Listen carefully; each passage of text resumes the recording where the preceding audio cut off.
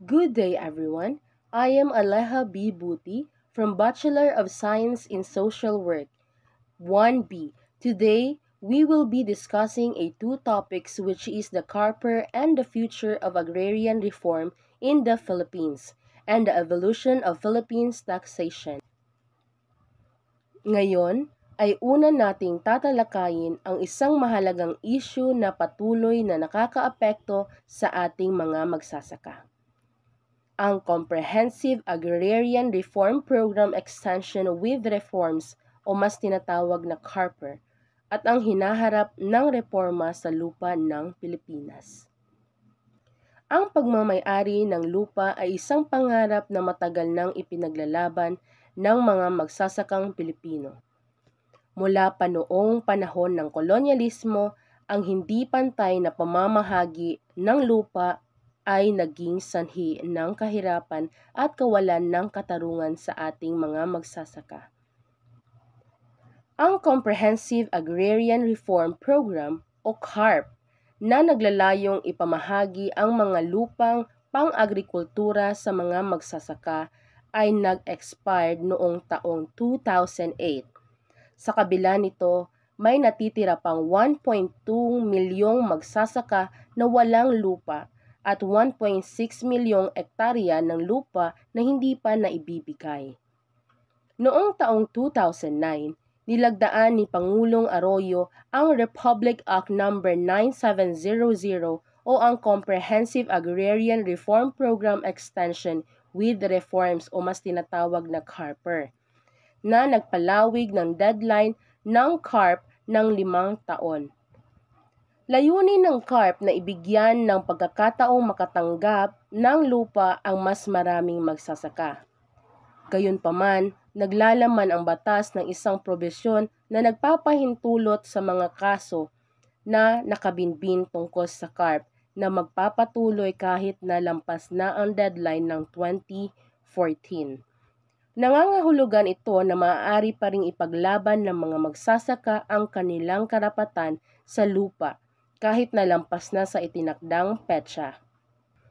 Mula noong 2009 hanggang 2014, na ipamahagi ng CARPER ang 1 milyong ektarya ng lupa sa 900,000 na magsasaka. Gayunpaman, kahit na 27 years na ang nakalipas mula nang magsimula ang reforma sa lupa, may 500,000 ektarya pa rin ang lupa ang hindi naibibigay. Ang Department of Agrarian Reform o DAR at ang Department of Environment and Natural Resources o DENR ang mga ahensya ng gobyerno na may pananagutan sa pagpapatupad ng CARP at CARPER. Ngunit sa kabila ng kanilang pinagsamang pagsisikap at mga mapagkukunan, hindi pa rin nila nagagawa ang tunay na layunin ng reforma sa lupa, ang makatulong sa mga magsasaka na magkaroon ng lupa at magkaroon ng mas magandang buhay. Ang mga hamon sa pagpapatupad ng CARP ay marami.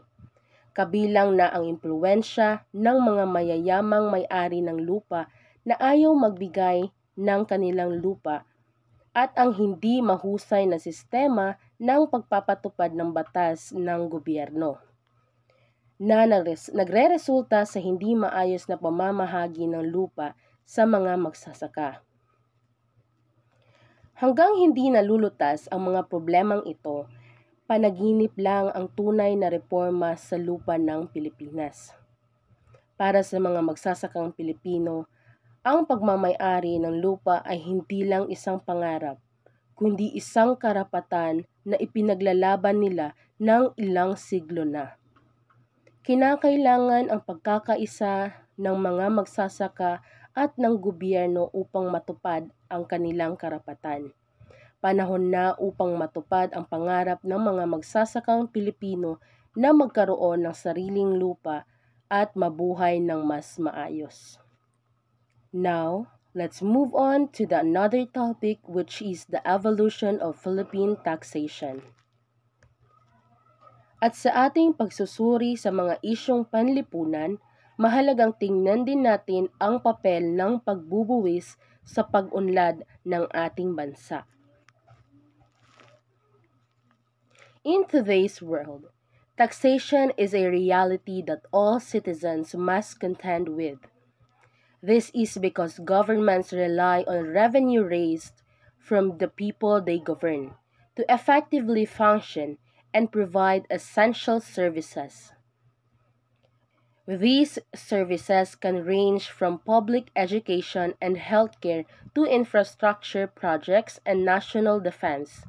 In exchange for the taxes that people pay, the government promises to improve the citizens' lives through good governance. This means creating a fair and just society protecting citizens' rights and ensuring that everyone has access to essential services. Taxation as a government mechanism to raise funds has developed and evolved through time. It's important to understand the history and taxation in a country to fully grasp the complexities of its tax system.